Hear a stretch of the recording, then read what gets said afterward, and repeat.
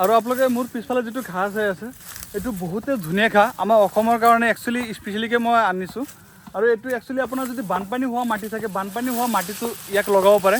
আৰু ইয়াক বানপানী হোৱা মাটিত লগোৱাৰ পিছত আপোনাৰ চাব পাৰে ইয়াৰ তাৰমানে কেপাচিটিটো যে যিমানে পানী নহয় কিয় আপোনাৰ এইটো ঘাঁহ জীয়াই থাকিব। আৰু ইয়াৰ পৰা আপোনালোকে সেউজীয়া সেউজীয়া ঘাঁহ গৰু আৰু ছাগলীক কাটি কেনে খুৱাব পাৰিব। আসসালামু আলাইকুম, বি গঠন ক্ৰম মই দিদাৰ হোসেন আশা কৰিছোঁ আপোনাৰ চব ভালে আছে। আজি এটা বহুতে ভাল ফিলিং হৈ আছে। আপোনাৰ চাগে গম পাইছে যে দুদিনমান আগত ডিম্পু দা আহিছিল মোৰ গাঁৱৰ খেতিটো ধুনীয়াকৈ চাবৰ কাৰণে। আৰু এখেতে আহি কিনে চাই তাৰমানে বহুতে এখেতৰ তাত ভাল লাগিল। আৰু এখেতে কি কৰিলে এটা ধুনীয়াকৈ ভিডিঅ' বনালে যিটো নেকি ফেচবুকত ইনষ্টাগ্ৰামত আৰু ইউটিউবত আপলোড কৰিলে। আৰু তাৰ ফলত আমাৰ অসমত বহুত মানুহে তাৰমানে গম পাইছে যে মই ইয়াতে সৰু সুৰাকৈ এটা এনেকুৱা ধৰণৰ ঘাঁহৰ এটা প্ৰজেক্টৰ কাম কৰিছোঁ য'ত নেকি গৰু আৰু ছাগলী খোৱা বিভিন্ন ধৰণৰ ঘাঁহ পোৱা যায়। টান মাটি, বানপানী হোৱা মাটি, প্লাছ অলপ গছৰ নিচিনাও আমি কিছু প্লান্টেশ্যন কৰিছোঁ। সেইবিলাকো গৰু আৰু ছাগলীৰ কাৰণে তাৰমানে একচুৱেলি ছাগলীৰ কাৰণে থাকে এইবিলাক। তে ডিম্পুতে চাই তাৰমানে প্ৰথমতে যেতিয়া নেকি এইটো ৰাস্তাতে আহি কেনে ইয়াতে যেতিয়া থিয় হৈ প্ৰথমতে তাৰমানে মোক এটা কথা কৈছে যে এইটো বহুতে তাৰমানে আচৰিত বস্তু চাইছে আৰু বহুতে ইউনিক লাগিছে এখেতৰ তাত। আৰু তেতিয়া কি কৰিলে প্ৰথমতে ড্ৰোনটো উৰাই খেতিত এটা তাৰমানে এৰিয়াটো চালে যে কেনেকুৱা ধৰণৰ খেতি আছে, কেনেকুৱা কি আছে। কাৰণ ড্ৰোন যেতিয়া ওপৰলৈকে উঠাইছে আপোনালোকে বিশ্বাস নকৰিব, মোৰ খেতিত প্ৰথমবাৰ ড্ৰোনটো ডিম্পুদাই উৰালে। আৰু ময়ো ওপৰৰ পৰা ফুটেজটো চালোঁ, ময়ো কেতিয়াও চোৱা নাছিলোঁ। কাৰণ ইমান ওপৰৰ পৰা ফুটেজ যেতিয়া উঠাইছে ডিম্পুদাই চাই ভাল লাগিছে। আৰু তাৰপিছত মোৰ তাত গোটেইকেইটা খেতিৰ বিষয়ে ধুনীয়াকৈ সুধিলে। আৰু সোধাৰ পিছত মই এখেতক বুজালোঁ আৰু বুজাৰ পিছত বহুত ধুনীয়াকৈ এটা ভিডিঅ' বনালে আৰু ইউটিউবত আপলোড কৰিলে। আৰু বহুতে মানুহ চাইছে আৰু ৰেগুলাৰ মানুহবিলাক আহিয়ে আছে খেতি চাবৰ কাৰণে, বহুত ভাল লাগে। তো যিয়ে নহওক আজি আমি খেতিত আহিছোঁ। তাৰমানে আমাৰ একচুৱেলি এটা কাষ্টমাৰ আছে কলকাতা, আৰু এখেতে প্ৰায় 20-25 দিন ধৰি মোৰ লগত জড়িত হৈ আছে। আৰু মোক কৈ আছে দিদাৰ ভাই মোক কিছুমান নেপিয়াৰ ঘাঁহৰ কাটিং লাগে।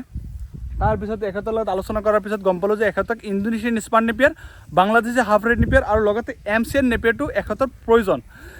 তাৰপিছত কি হ'ল, মই এখেতক এটা বস্তু সুধিলোঁ যে দাদা যিহেতু আপোনাৰ তাৰ পৰা মোৰ 1000 কিলোমিটাৰ ডিষ্টেঞ্চ আৰু ইয়াৰ পৰা ল'ব হ'লে আপোনাৰ বহুত টকা খৰচ হৈ গৈ আছে, কিয় নহয় আপুনি আপোনাৰ ওচৰ পাজৰৰ পৰা আপুনি এইটো সংৰক্ষণ কৰক, কালেকশ্যন কৰক। কিন্তু মোক এটা কথাই কৈছে যে দিদাৰ তাৰমানে বেলেগৰ ওপৰত মোক ভৰসা নাই। কাৰণ 2-3বাৰ বেলেগৰ তাৰমানে পৰা কিছু নেপিয়াৰ কাটিং অৰ্ডাৰ দিছিল, কিন্তু সেইবিলাক গ্ৰ'থ লোৱা নাই বা নষ্ট হৈ গৈছে। যিটো ভেৰাইটি বিচাৰিছে সেইটো ভেৰাইটি দিয়া নাই, বেলেগ কিবা ভেৰাইটি দি দিছে। আৰু সেইটো এখেতে চাই তাৰপিছত মোক তাৰমানে কৰিলে দিদাৰ ভাই মই তোমাৰ ভিডিঅ'টো বহুত দিনৰ পৰা চাওঁ আৰু বহুতে ভাল লাগে। যে মোৰ এটা আশা আছে যে তুমি যিটো ভেৰাইটি দিবা ভাল ভেৰাইটি দিবা আৰু ভাল কোৱালিটিৰ দিবা। আৰু এটা বস্তু এখেতৰ ভাল লাগিছে, যিহেতু মই প্ৰত্যেক ভিডিঅ'ত কৈ থাকোঁ যিকোনো ভেৰাইটি আপোনালোকে মোৰ পৰা লয় 25 দিনলৈকে গেৰাণ্টি থাকে। 25 দিনৰ মাজত যদি এইটো কাটিং যদি বেয়া হয় বা কিবা নষ্ট হয় আপোনাৰ লগোৱাৰ পিছত সেইটো আমি আকৌ পুনৰাই কাটি কিনে পঠাই দিওঁ। 1 টকা চাৰ্জো নলওঁ, জাষ্ট ডেলিভাৰী চাৰ্জটো আপোনাৰ পৰা আমি লওঁ। কাৰণ সেইটো মই পকেটৰ পৰা দিব নোৱাৰোঁ, কাৰণ যিহেতু মই আপোনাক কাটিঙে পঠাই আছোঁ, ডেলিভাৰী চাৰ্জটো আপোনালোকে দিব লাগে। আপোনালোকে চাব পাৰে এইটো যিটো সন্মুখত যিটো নেপিয়াৰ ঘাঁহ চাই আছে এইটো হ'ল ইণ্ডোনেছিয়ান স্মাৰ্ট নেপিয়াৰ। এনেতো মোৰ তাত বহুতকেইটা ভেৰাইটি আছে, তাৰে মাজত এইটো এটা ভেৰাইটি। চাওক এইটো তাৰমানে কি হৈছে, মই তাৰমানে ৰাস্তাৰ যিটো আছে ৰাস্তাৰ একদম ফ্ৰণ্টতে লগাইছোঁ ইণ্ডোনেছিয়ান স্মাৰ্ট নেপিয়াৰ। আৰু ইয়াৰ লগত আছে আমাৰ অষ্ট্ৰেলিয়ান ৰেড নেপিয়াৰ। চাওক ইয়াৰ খাচিয়তটো কি থাকে, তাৰমানে ইয়াৰ বেছি হাইট নহয়, 5.5 ফিটলৈকে হাইট হয় আৰু বহুতে ধুনীয়া গ্ৰ'থ লয়। চাওক 5.5 ফিট হাইট ক'লে আপোনালোকৰ মনটো আকৌ বেজাৰ নকৰিব যে ইমান তাৰমানে কম গ্ৰ'থৰ ঘাঁহ এইটো লৈ কি হ'ব। চাওক ইয়াৰ তাৰমানে হাইটটো কম হ'লে কি হ'ব, কিন্তু ইয়াৰ যিটো চুপ ধাৰণ কৰে বহুতে ডাঙৰকৈ চুপ ধাৰণ কৰে। মই আপোনালোকক দেখুওৱাৰ চেষ্টা কৰিম, ভিতৰততো ভালকৈ দেখাব নোৱাৰিম দিয়ক, এইটো পিছতে এটা টাইম দেখাম দিয়ক। তাৰমানে এটা চুপৰ পৰা বহুতখিনি প্ৰডাকশ্যন ওলায়। আৰু মই অলপ মোবাইলটো ওখ কৰি দেখাই আছোঁ। চাওক এইটো মোৰ এটা প্লট আৰু এইটো প্লটত গোটেইখিনি ইণ্ডোনেছিয়ান স্মাৰ্ট নেপিয়াৰ আছে।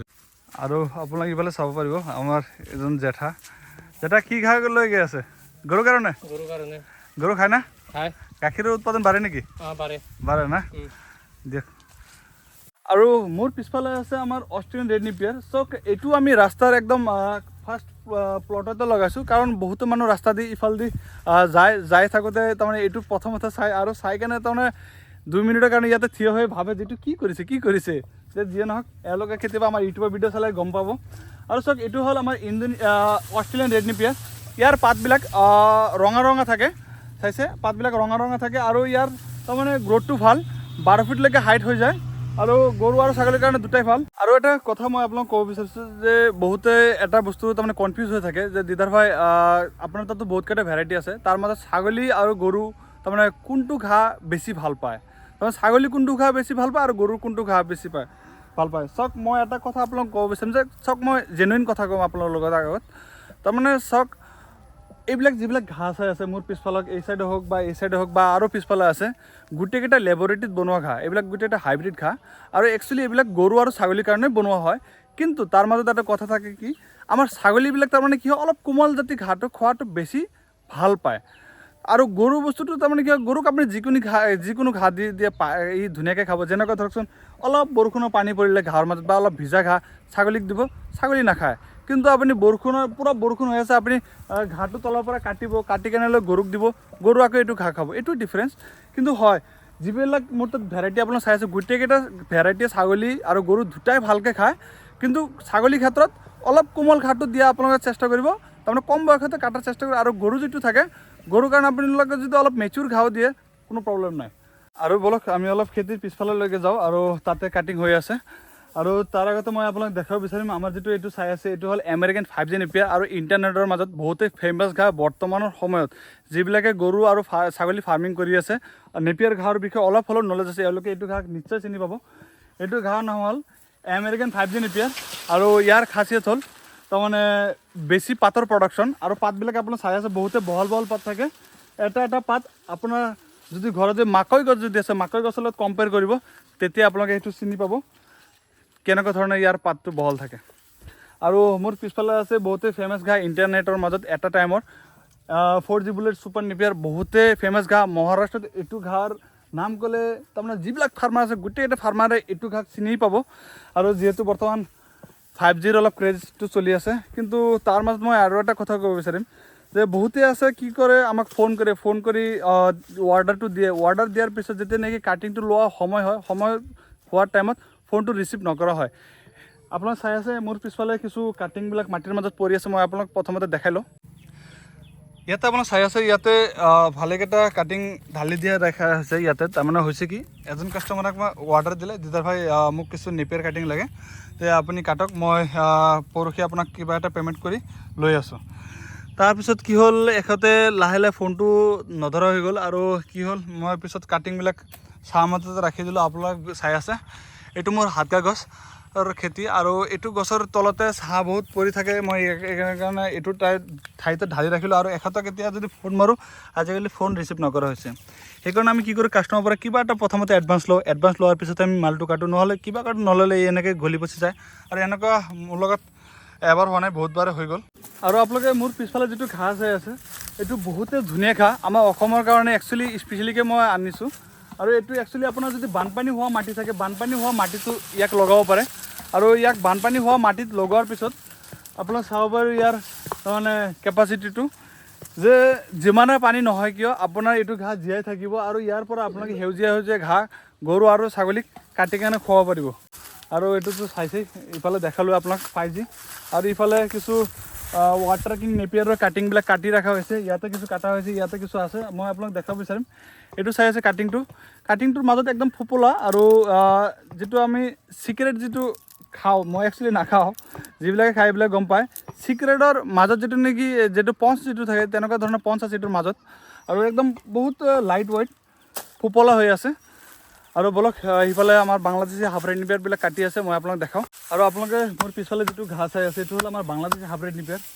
আপোনালোকে চাগে ভাবি আছে যে ইয়াৰ হাইট ইমানখিনি কিয়, ই অলৰেডি 12 ফিটলৈকে হাইট লৈছিল, লোৱাৰ পিছত কি সি বাগৰি পৰি গ'ল। আপোনালোকে ডিম্পুদাৰ ভিডিঅ' চাব, এইবিলাক গোটেইকেইটা গছ থিয় হৈ আছিল, কেইদিন ধৰি একেলেতাৰে বৰষুণ দিছে। আৰু বৰষুণ দিয়াৰ ফলত কি হৈছে সি তাৰমানে নিজৰ ভৰিত থিয় হৈ থাকিব পৰা নাই, আৰু সি লাহেকৈ হালি জালি পৰি গৈছে। মই আপোনাক দেখাওঁ কেনেকৈ ইয়াৰ কাটিংবিলাক কৰা হৈ আছে। ইয়াতে চাওক ধুনীয়াকৈ কাটিংবিলাক ৰখা হৈ আছে, আৰু কাটিংবিলাক অলৰেডি কৰা হৈ আছে।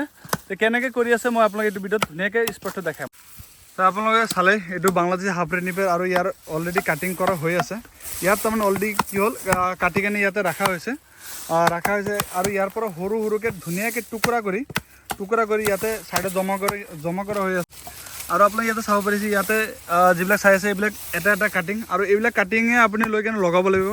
লগে এতিয়া চাওক কিছুমানৰ শিপা ওলাই আছে আৰু কিছুমানৰ শিপা নাথাকিব পাৰে কিন্তু আপোনালোকে এইটো নাভাবিব যে যিটো শিপা নাই সেইটো নহ'ব বুলি চাওক শিপাটো এইটো কাৰণত ওলাইছে ইয়াৰ টাইম হৈ গৈছে আৰু বাৰিষাৰ ছিজন আৰু সেইকাৰণে এইবিলাক গছবিলাক ঢালি কেনে পৰি গৈছে ডাঙৰ ডাঙৰ হৈছে আৰু চাই আছে বহুত ধুনীয়াকৈ কাটি আছে